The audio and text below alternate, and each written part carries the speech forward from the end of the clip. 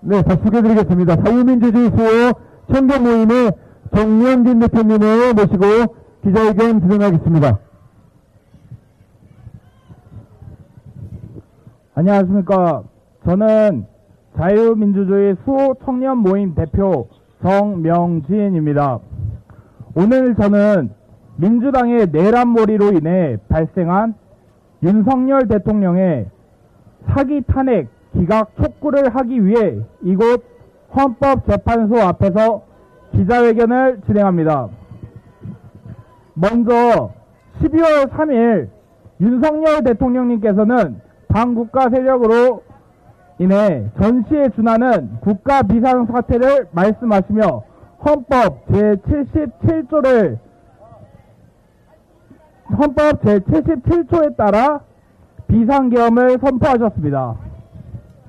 저는 광주 사람으로서 부모님께 계엄군의 무서움을 들어왔고, 또한 5.18 관련 영상 매체를 매년 초등학생 시절부터 5월 18일 때마다 매년 영상을 시청하였습니다. 그래서 당시의 참사를 항상 매년 사진으로 봐왔고 그 참사에 대한 끔찍함을 알고 있었습니다. 그리고 5.18 민주묘지에도 학교 체험학습 활동으로 참여해서 방문해왔고, 당시에 피해자의 사진들, 탱크에 누가 깔렸다라던가에 대한 사진들을 보았습니다. 그렇기에 계엄이라는 역사적 상처가 있는 우리 대한민국에서 계엄령 선포는 돌이킬 수 없는 오판이거나 혹은 남은 정치 인생뿐만 아니라 인생 전부를 건 각오라고 당시에 판단했습니다. 오판이든 모든 것을 건 결단이든 국민에게는 충격적인 뉴스였을 것입니다. 저 또한 당시 비상계엄 선포 담화문을 듣고 여의도 근처에 살고 있었기에 국회의사상 근처에 갔었습니다. 그리고 현장에서 본 모습과 뉴스로 전달되었던 모습에는 제가 알고 있는 계엄군들의 모습과는 무척 달랐습니다. 당시 계엄군들은 시민들과의 충돌을 피하기 위해서 거리를 유지하는 모습을 보였고, 심지어는 총기에 멜빵끈을 잡아 끄는 시민들과 직접 총구를 잡은 안기령 의원에게도 포박을 하는 행동 따위는 보이지 않았습니다. 그리고 야당 대표인 이재명은 유튜브 라이브를 통해서 차 안에서 자신이 이동하는 모습을 보여주며 월담하였고 국회에 출입하였습니다. 그런데도 그 구간 동안 그 누구도 그것을 제지하지 않았습니다. 이후 여러 정당의 국회의원들이 신분증 제시 이후 국회에 출입하였고 신속하게 계엄 해제가 의결됐습니다. 헌법에 따라서 윤석열 대통령님은 국무회의를 통해 비상계엄을 해제하였습니다.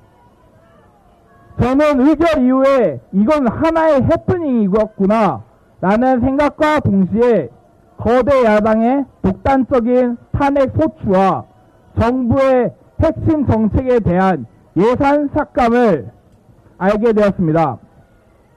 그런데 해제 이후에 저는 일이 이상하게 흘러가고 있음을 느꼈습니다.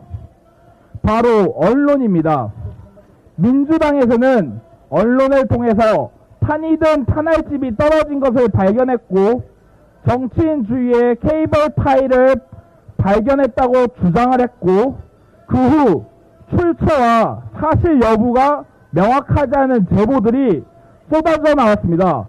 대표적으로 북한군으로 위장하여 정치인들과 유튜버들을 체포하여 사살하려 했다라는 등, 미군 기지를 습격하려 했다라는 등 북한의 오물풍선에 대한 군사회의에서 나온 발언을 부풀려서 국지전을 유도하려 했다라는 등 강원도 내 군부대에서 전쟁을 준비하였다와 같은 출처 없고 터무니없는 제보들은 모두 하나의 메시지를 담고 있었습니다. 윤석열 대통령님이 친위 쿠데타를 통해 정권을 연장하려 한다 였습니다. 심지어 소위 극자 유튜버라고 불리우는 김어준을 국회 청문회에 세워서 본인조차 사실 확인되지 않은 제보를 말하며 자신을 포함해서 정치인들을 사살하려 했다는 이상한 이야기들을 마구 했습니다. 저는 이것을 보고 언론이 어느 정도 이상하다는 것을 깨달았었지만 이 계엄령 이후에 이들은 자신의 편향성을 밝히어 자신들이 확실하게 좌에 속해 있다는 것을 밝혔습니다. 그리고 언론은 이러한 김어준의 청문회 사실과 그리고 많은 제보들을 마치 출처와 사실이 불분명한 제보를 확정된 사실처럼 보도하였습니다. 심지어 유튜브의 썸네일만을 보고 판단하는 사람들, 그리고 쇼폼 영상만 보는 사람들의 특성을 활용하여 내란몰이를 위한 썸네일과 그에 맞춘 편집을 통해 쇼폼 영상을 제작하였습니다. 심지어 MBC는 자신들이 생각한 그리고 자신들이 짠 계엄령 이후 시나리오를 AI 영상 제작을 통해서 계엄령이 과거 군사독재처럼 될 것임을 기정사실화인 것처럼 보도하였습니다. 이러한 방식으로 민주당과 민노총 산하의 언론 노조가 장악한 MBC 그리고 JTBC는 국민의 MBC, KBS, SBS 등에 대한 수십 년간의 신뢰를 이용하여 매우 악질적인 공포 선동을 하였습니다. 이를 통해 공포감을 느낀 좌파 성향의 국민들과 정치에 무관심한 중도층은 국민들이 국회의사당 앞에서 대규모 시위를 하도록 유도하였습니다. 탄핵 소추안 의결 이후에는 더욱 심해졌습니다. 기자의 추측만으로 써진 정치인 구금 관련 기사는 크게 보도되었고 그에 대한 관계자의 사실 여부가 없다라고 하는 반박은 기사에 나오지 못했습니다. 탄핵 찬성 집회 참여자는 국민이라고 보도하지만 탄핵 반대 집회 참여자는 극우 윤석열 지지자로 표현하였습니다. 이렇게 교묘한 방식으로 그들은 찬성을 국민이라는 범위가 넓은 용어를 사용하여 크게 부풀렸고 반대 집회 참여자는 극우 윤석열 지지자라는 표현을 사용해 규모를 위축시켰습니다. 심지어 윤석열 대통령이 탄핵소추 의결 이후 도망갔다, 잠적했다, 대리를 내세웠다 등 추측성 보도들은 끊임없이 쏟아져 나왔습니다. 그리고 직무가 정지된 대통령이 추가적인 계엄령을 하려 한다는 모순되는 주장과 보도를 내었고 계속해서 과거의 광우병, 사드, 방사능 선동처럼 계엄령 공포 선동을 하였습니다.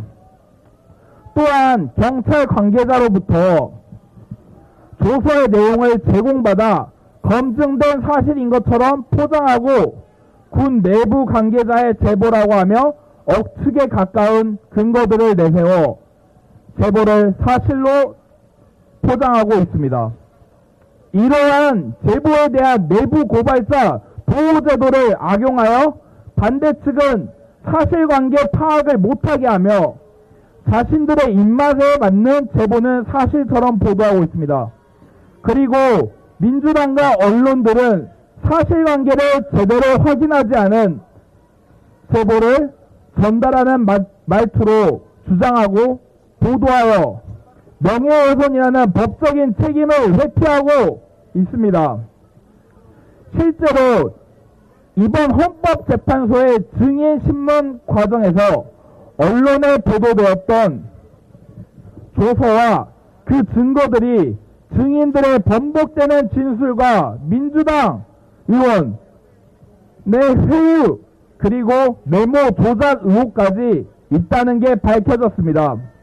헌법은 언론의 자유를 인정합니다.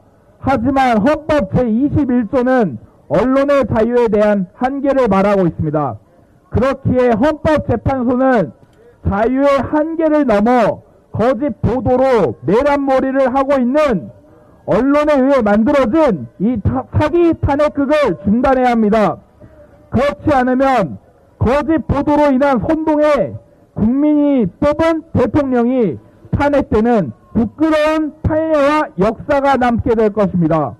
이렇게 된다면 더 이상 사실을 보도하는 언론보다 거짓을 통해 자극하고 선동하려는 언론만 남게 되어 돌이킬 수 없는 거짓된 사회가 만들어질 것입니다.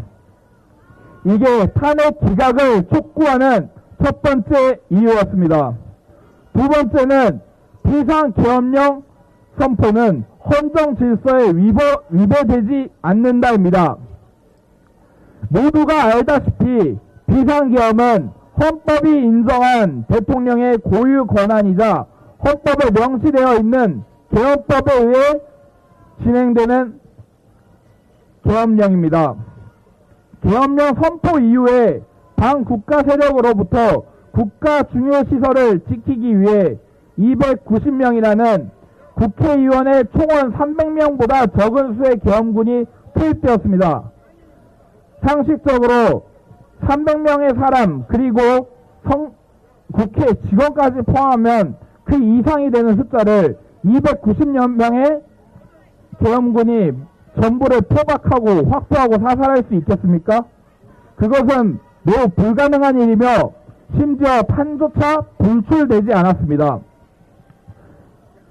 또한 국회의원들의 출입을 통제하지 않았고 그들이 계엄 해제 의결을 진행하는 동안에도 그에 대한 단전, 단수 조치조차 이루어지지 않았으며 계엄 해제 요구안이 의결되자 즉각 계엄을 해제하고 계엄군은 철수하였습니다.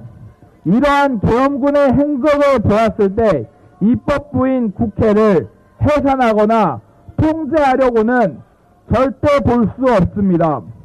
곽종근 등 몇 증인들이 국회 청문회와 조서 작성 당시 윤석열 대통령이 국회의원을 포박하라는 지시를 내렸다고 하였으나 증인 신문과 조사 과정에서 그들의 번복되는 진술은 오염되어 증거로 채택하기에는 신빙성이 없어졌습니다. 내란몰이의 시발점이 되었던 홍장원의 메모는 처음 본인이 받아 적었다고 했다가 나중에는 생각나는 대로 적었다고 했다가 보좌관에게 대필시켰다고 했다가 라는 식으로 진술을 번복했고 최근 밝혀진 홍장원의 첫 번째 메모는 글자가 아닌 낙서, 그것도 3살짜리 아이가 장난으로 크레파스로 그린 그림에 가까웠습니다. 그리고 대필된 메모는 필적 감정이 사실상 불가하였으며 대필된 필적은 박선원의 필적과 같다고 감정 결과가 나오기까지 했습니다. 그렇기에 국회와 정당을 해산시키는 입법부의 권한을 제한했다고 볼 수 없습니다. 다음으로 계엄령으로 인해 국민의 기본권이 과도하게 제한되지 않았습니다. 심지어 일반 국민들은 계엄령으로 인해 피해를 보지 않았습니다. 헌법에 따르면 국민의 기본권은 과도하게 제한되지만 않으면 공공 질서를 위해 어느 정도 제한될 수 있다고 합니다. 하지만 우리 국민들 중 그 누구도 기본권이 과하게 제한되었다고 신고한 사람은 없었습니다. 만약 있었더라면 민주당과 그 언론들은 이 사람을 어떻게든 찾아내서 국회 청문회에 세우려고 했을 것입니다. 국회를 제외하고 투입된 정부 기관은 선관위와 그 연수원입니다. 선관위에서는 실제로 선관위 직원과 계엄군이 같이 엘리베이터를 탄 CCTV를 확인하였습니다. 강압적이지 않고 그저 어색하게 서로 층을 기다리는 모습이 우리가 매체와 역사를 통해 보았던 독재를 위한 계엄으로 보이셨습니까? 아닙니다. 그렇기에 국민의 기본권이 무분별하게 그리고 과도하게 침해된 적이 없기 때문에 헌법에서 보장된 자유가 박탈되었다고 볼 수 없습니다. 다음으로는 계엄령 이전의 상황이 전시에 준하는 국가 비상사태였다고 저는 생각합니다.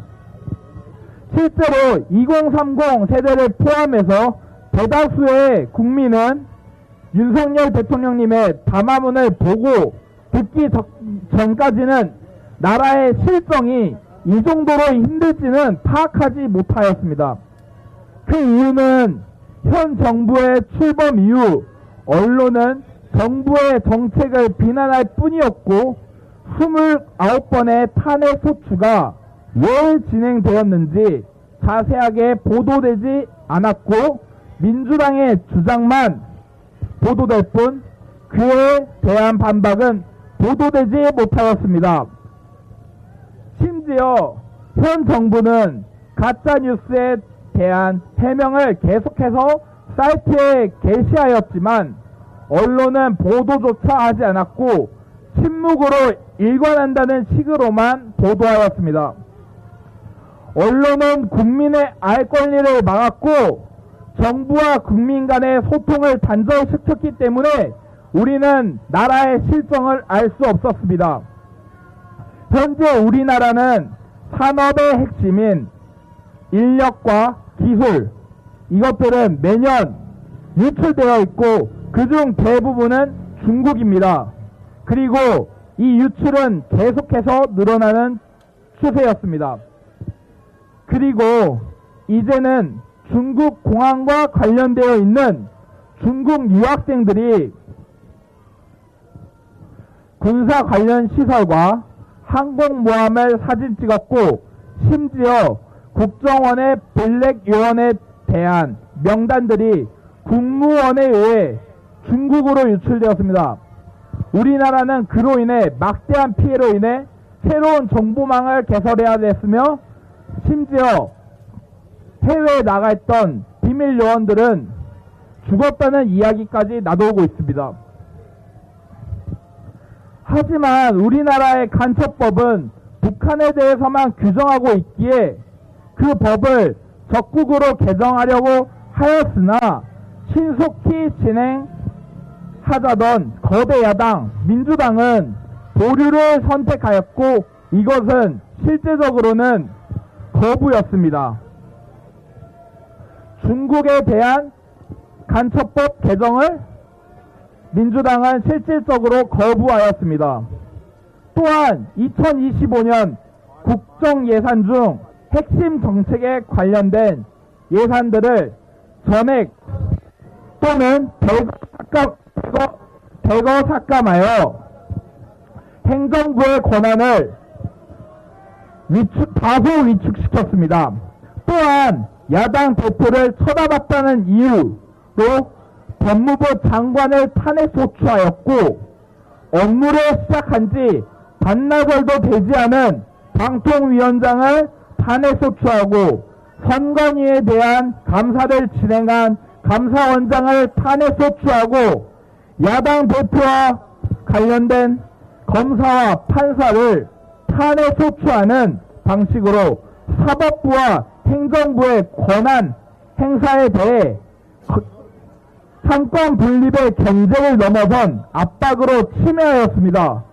이러한 식으로 입법부의 입맛에 맞지 않는다는 이유로, 거대 야당의 입맛에 맞지 않는다는 이유로 무분별하고 권력적으로 탄핵 소추를 남발하는 것은 삼권 분립의 균형을 붕괴시켰고, 이것은 민주당의 헌정질서 파괴입니다.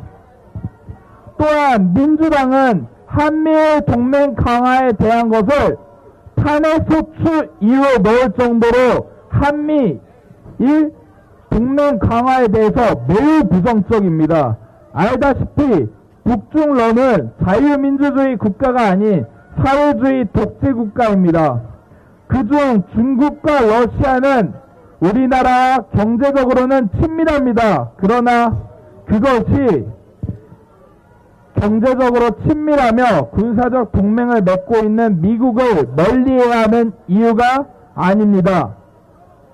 실질적으로 우리나라는 중국에 의해서 한한령이라는 경제적 압박을 받았었기에 점진적으로 우리 대한민국은 그들에 대한 무역 의존도를 줄이는 것이 분명함에도 불구하고 민주당은 오히려 더욱 중국 친화적인 정책을 펼치냈습니다. 심지어 그들은 중국으로 가서 위구르, 티베트 인권 탄압에 대해서 중국 정부를 옹호하였습니다. 그들이 우리나라가 일제강점기를 지냈던 것에 대해서 일본의 반일 감정을 가지고 있는데도 불구하고 어째서 일본이 우리나라를 점령했던 것과 똑같이 중국이 불법적으로 소수민족이라고 병합한 위구르와 티베트에 대한 병합을 그들이 옹호한지 알 수가 없습니다. 헌법기관 선관위의 중국과의 연결점 그리고 부정선거의 의혹은 이 반국가 세력에 대한 확신을 줄 수 있습니다.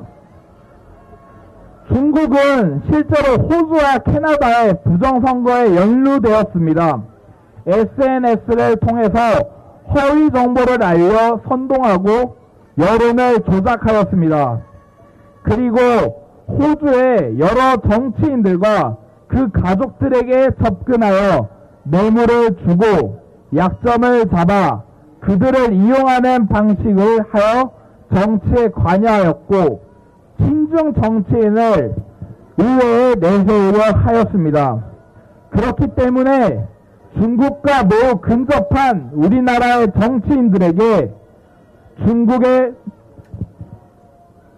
악의 손이 접근하지 않을 이유는 없습니다. 더욱이 지금까지 감사를 받지 않아온 폐쇄적인 선관위에 접근하지 않을 이유조차 없습니다. 저는 먼저 우리나라의 전자개표기가 도입된 시점을 조사했었습니다. 김대중 정권 우리나라에는 처음으로 전자개표기가 도입되었습니다. 그때 또한 뉴스를 보면 논란이 있었습니다. 그 논란은 전자개표기 회사에 대한 로비 의혹이 밝혀지기도 했고 이후 A웹이 설립되었고 여기에 가입한 많은 국가들은 중국 시진핑의 논란 많은 1대1로 국가들이 포함되어 있었습니다. 그리고 이 A웹은 공적 개발 원조를 통해서 선관위와 미르 시스템즈라는 이 전자개표기 회사와 함께 선거 시스템을 구축시키고 전자개표기를 여러 나라에 도입시켰습니다. 그 후 이 전자개표기를 도입한 많은 국가에서는 부정선거 논란이 있었고 그에 대해서 실제로 시위까지 벌어졌으며 결국 자리에서 하야하는 일까지 벌어졌었습니다.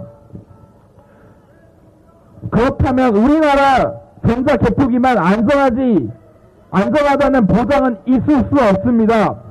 우리나라의 전자개표기에도 매우 문제가 많습니다. 전자개표기 회사 선정 과정에서 오류율이 3%이며 가격이 더 싼 전자개표기가 아닌 더 비싸고 오류율이 10%가 되는 전자개표기 회사를 선택했습니다. 그 이유는 선관위의 내부 선정 문제라고 하며 세부적인 선택사항은 공개하지 않았습니다. 또한 사전선거 때 사용하는 전자개표기는 지문인식 기능처럼 보이는 버튼은 지문인식이 되지 않는 그저 하나의 버튼이며 한 사람이 수십 개의 신분증으로 수십 번의 투표를 할 수 있습니다. 그렇다면 인쇄가 잘못된 투표용지는 어떠합니까? 무효표를 원하는 사람이 아닌 이상 대부분의 사람은 자신의 표가 무효가 되는 걸 원치 않습니다. 그런데 인쇄가 잘못되었음에도 도장을 찍어주고 그것을 문제 제기하지 않고 투표하는 사람이 있겠습니까? 있더라도 지금 정도로 부정선거 관련 의혹이 불거졌음에도 그 누구도 자신이 그 이상한 투표용지에 투표한 사람이 나오지 않습니다. 부천시의 한 지역에는 하나의 사전선거소밖에 없었습니다. 그런데 그곳에서는 이틀간 16,000표의 표가 발생했습니다. 당시 그곳에 투표하기 위해 찾아간 블로그는 한적해서 투표가 빨리 끝냈다고 말하는 정도로 그곳은 매우 한적했습니다. 사전선거가 진행되는 시간 동안 16,000표가 나오려면 매우 많은 줄에 사람들이 서야 되는데 그리고 분배해야 되는데 그곳은 사람이 없을 정도로 한적했습니다.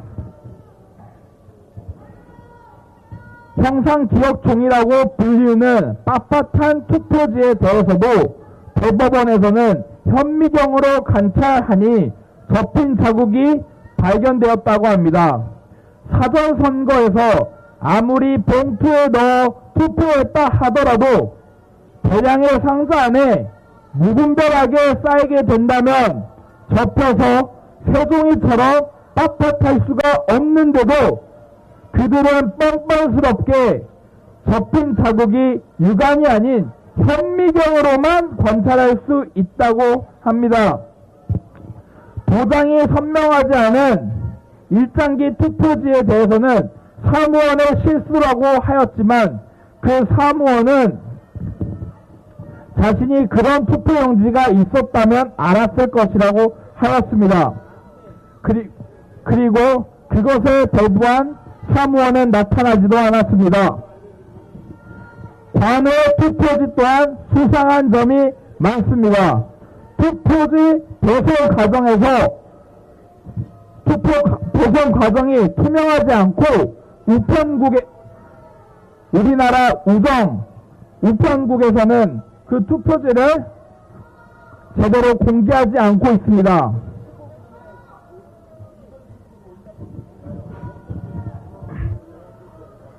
혼선이 자주 발생하는 것, 도착하지 않았음에도 투표지가 도착 처리가 되거나 도착했음에도 도착 처리가 되지 않는 등 관외 투표지가 전산 오류가 매우 많았습니다. 선거함이 다른 선거구로 이동하거나 선거함이 이동되는 과정에서 분실되거나 본 선거의 개표 현장으로 이동되는 과정에서 정상적으로 이동하는 차량에서 갑작스레 차를 멈춰 세우고 투표함을 들고 다른 장소로 이동한 뒤 차량을 기다렸습니다. 해당 영상을 촬영하던 유튜버는 그들에게 무슨 일이냐고 묻자 타고 있던 차량에서 불이 나 차를 옮겨 탄다고 말했습니다. 심지어 이 과정에서는 선관위 직원은 없었고 계약직 사무원만 존재했습니다. 그리고 부정선거 재판 증거 보존 목적으로 영등포구에 투표함이 보관되어 있었는데 보관장소 문손잡이에 부착되어 있던 봉인지 실이 눈에 띄게 변형되어 있었고 수사에 착수하였으나 범인을 찾지 못한다는 이유로 그 봉인지 실 훼손에 대해서는 수사 종결이 이루어졌습니다.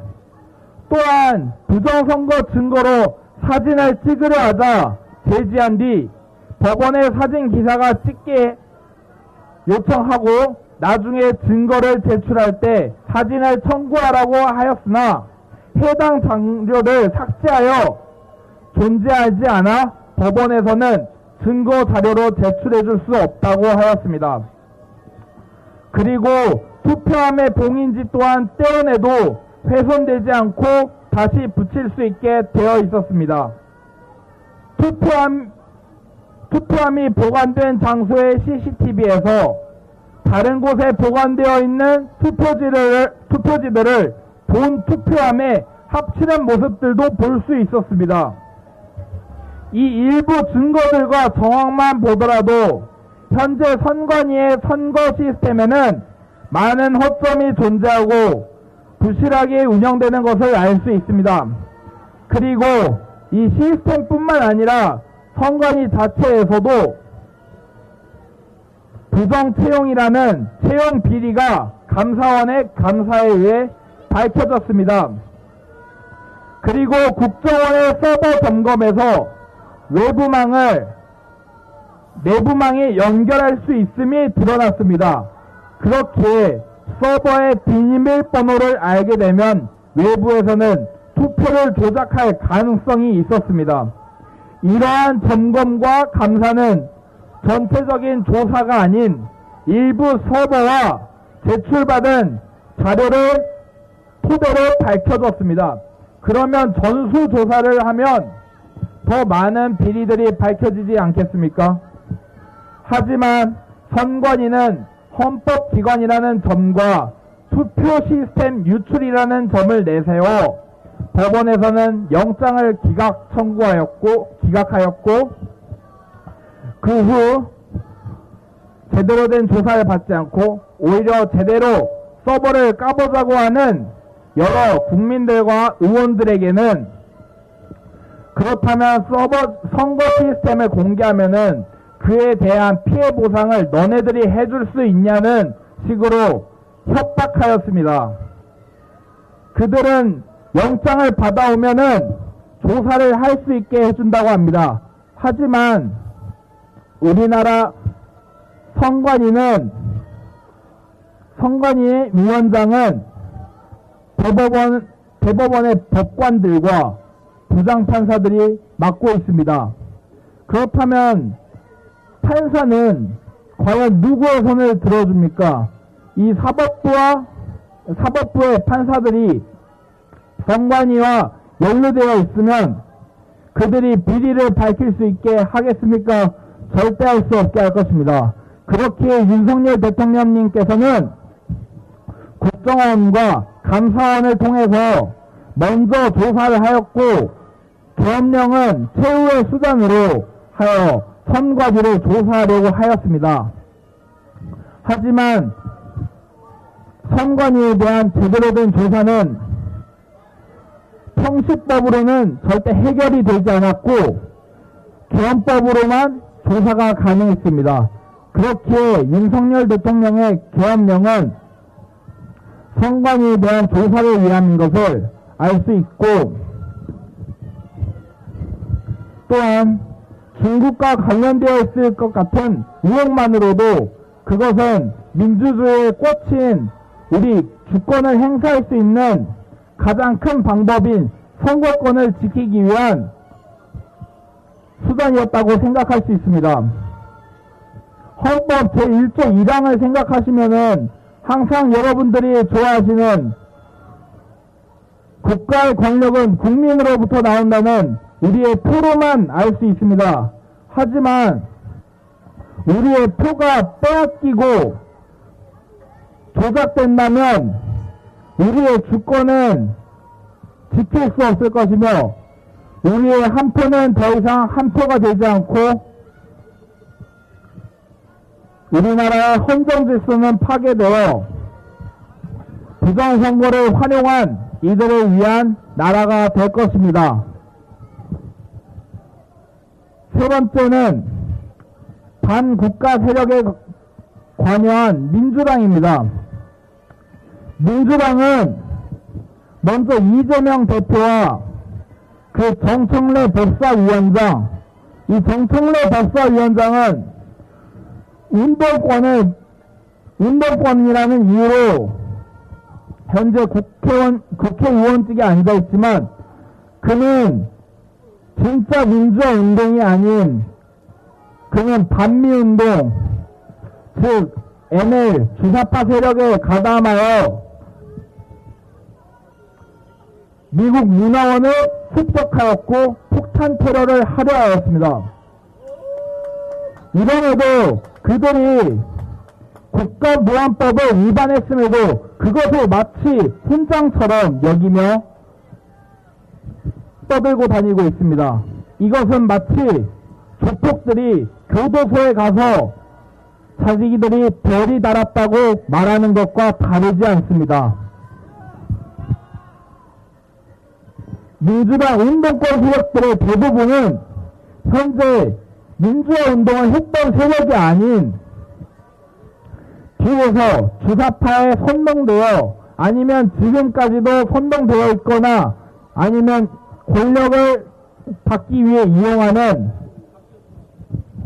숨어있는 반국가 세력들일 것입니다. 그들은 과거에는 북한을 추종하며 행동하였지만 지금은 갈아타서 중국의 차이나머니를 받아 행동하고 있습니다. 그렇기에 이재명 대표는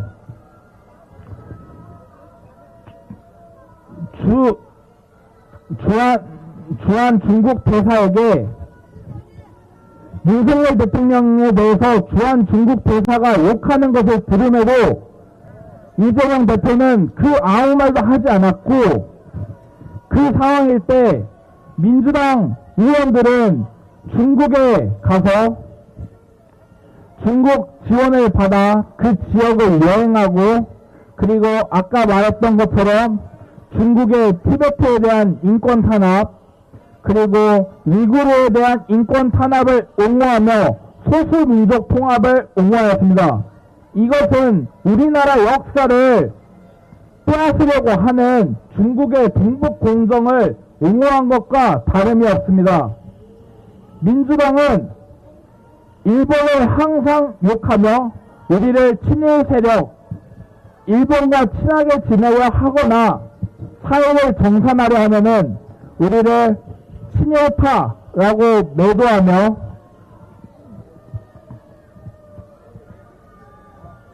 우리를 중국에게 문화를 빼앗김에도 불구하고 우리나라가 독도가 빼앗긴다고 하면서 일본이 오히려 우리나라를 침탈하려는 적국이라고 표현하기도 합니다. 하지만 우리나라의 한복, 설날, 그리고 많은 유명 인물들, 중국에서는 그들을 자신의 나라 것이라고 합니다. 우리나라의 설날이 춘절이라고 하며 모욕하고 많은 문화재들을 계속해서 빼앗으려 하고 있습니다. 그리고 민주당은 중국어로 중국인들에게 새해 인사를 합니다. 우리나라 국민에게 민주당이 새해 인사를 제대로 본 적 있습니까? 영상으로 저는 절대 본 적 없습니다. 민주당은 그럼에도 불구하고 우리나라 사람들이 아닌 중국인에게 빠이빠이라는 등 중국의 춘절을 축하한다는 등 중국을 옹호하는 발언만 할 뿐이었습니다.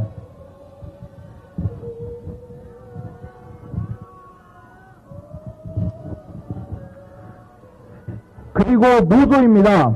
저는 전남대학교를 재학 중에 휴학을 하고 서울에 올라와서 택배 회사에서 일을 했습니다. 그러면서 봤던 노조와 그리고 그에 관련됐었던 사람들의 얘기를 들어보면 현재 노조는 노동자의 인권을 위해서 일하는 것이 아닌 그들의 특권을 위해서, 인권이 아닌 그들의 특권을 유지하기 위해서 민주당과 손을 잡고 민주당에 대항하는 국민의힘 혹은 윤석열 대통령에 대해 비판을 하며 시위를 합니다.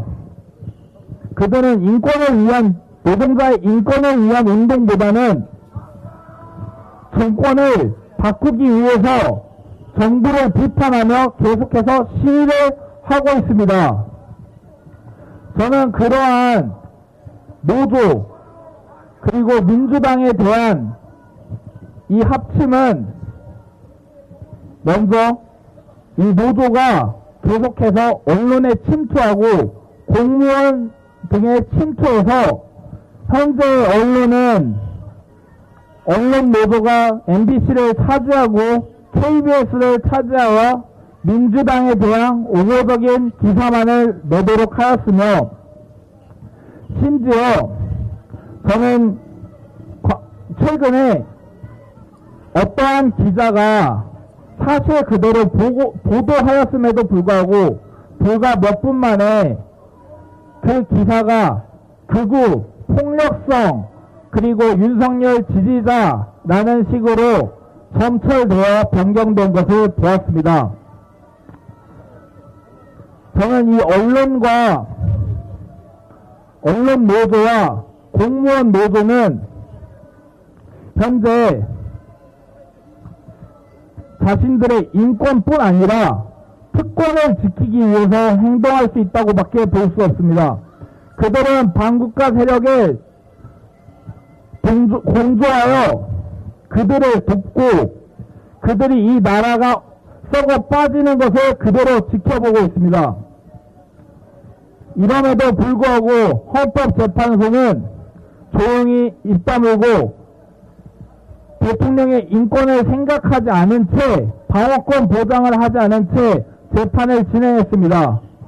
총 8차례의 변론 일자를 자기들 마음대로 국회와 설정해서 지정한 것은 제가 봐왔던 재판 기회 설정 중에서 본 적이 없었습니다.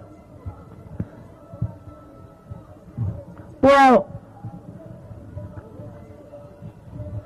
헌법재판소는 계속해서 증거 채택을 국회에 유리한 방향으로 변호인단 측에서 제출하는 증거는 채택해 주지 않은 채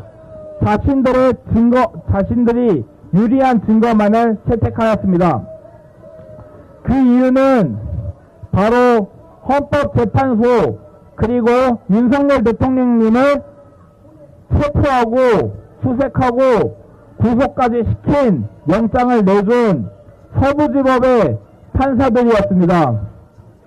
그들은 우리법연구회라는 현재 국제인권법연구회라는 전신의 회원들이었으며 그 연구회는 연구라는 말과는 다르게 자신들의 목적을 위해서 재판을 할 수 있게 한다는 사익적인 목적을 가지고 있습니다.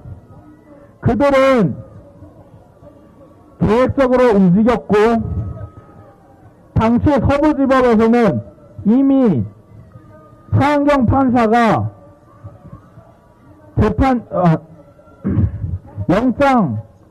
영장을 내리기 전에 먼저 자신에 대한 방어를 하였으며 이미 모든 것은 결정되었다고 할 수 있었습니다. 윤석열 대통령님께서 서부지법에 출석하여 무슨 변론을 하든 그들은 이미 확정된 사실로 판결을 내렸습니다.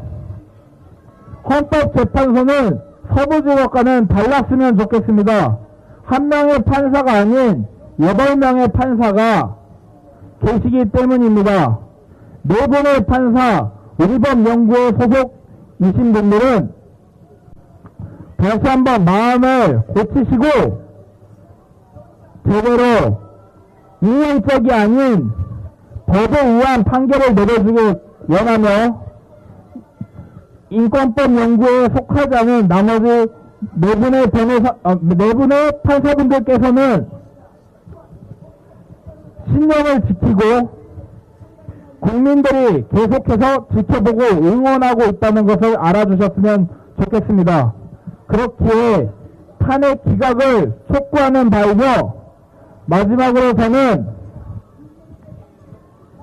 현재 운동권을 지지했고 운동권이었고 현재 민주당을 지지하는 여러분들께 묻고 싶습니다.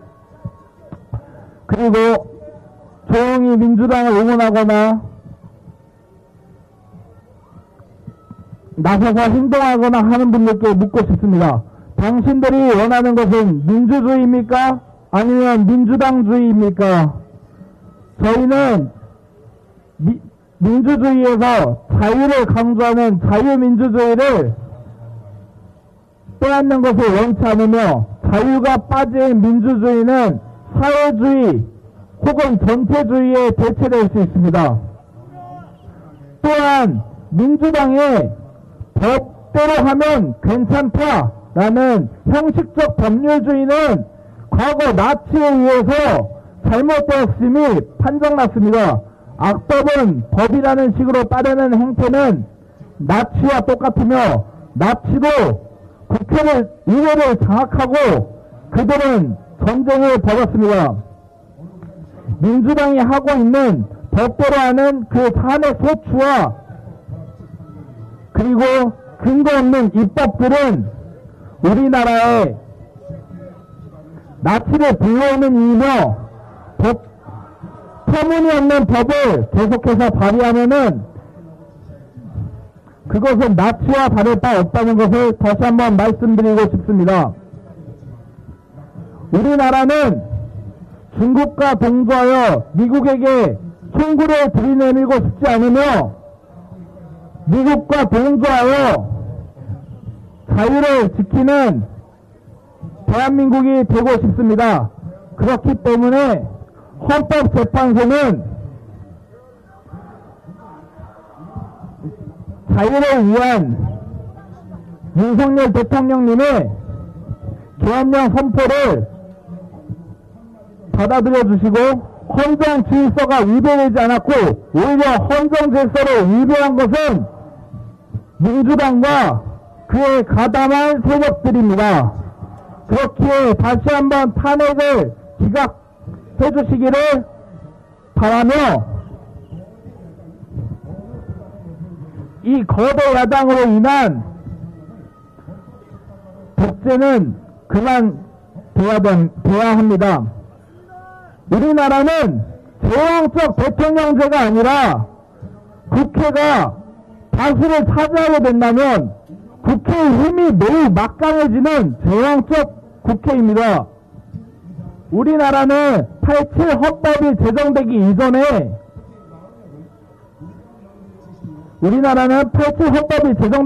이전에 독재를 겪었기 때문에 대통령에 대한 권한이 매우 축소되어 있으며 있으며 하라면 해야 합니다.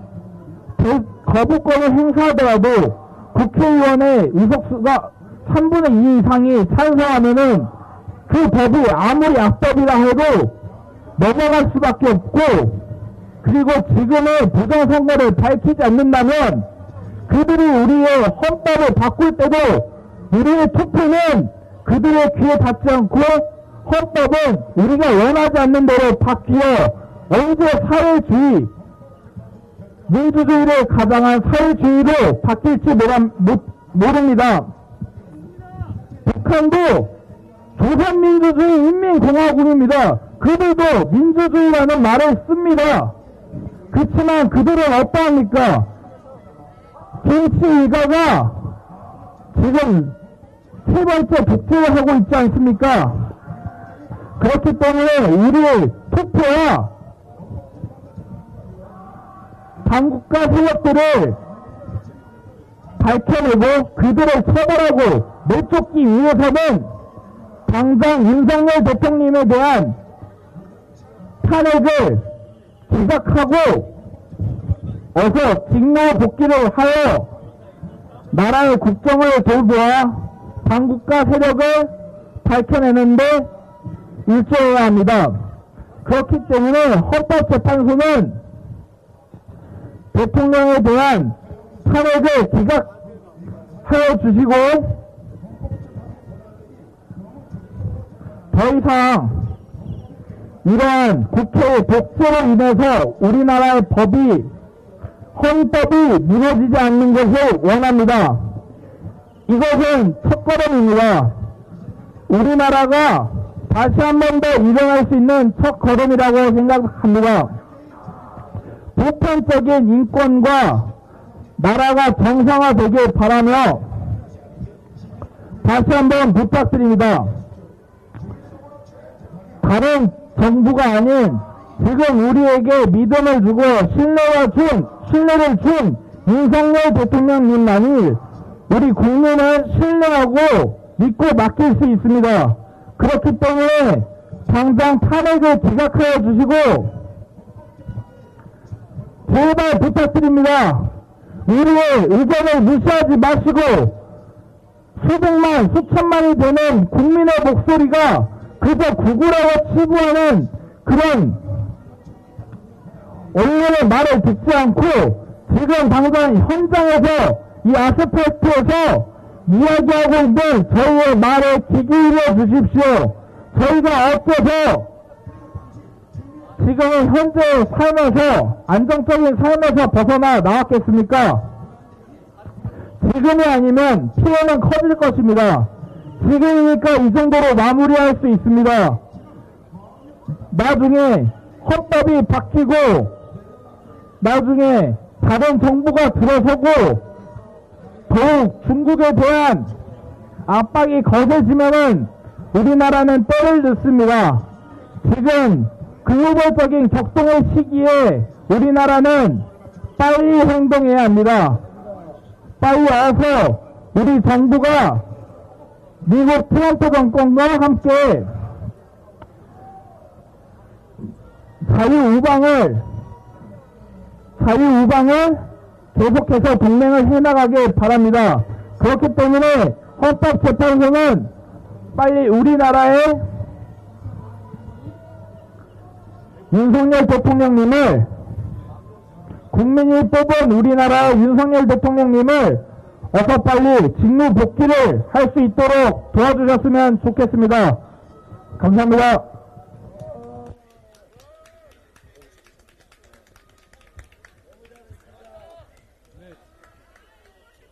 네, 자유민주주의 수 청년 모임의 정명진 대표님 1시간 동안 아주 멋진 연설을 기자회견으로 해주셨습니다.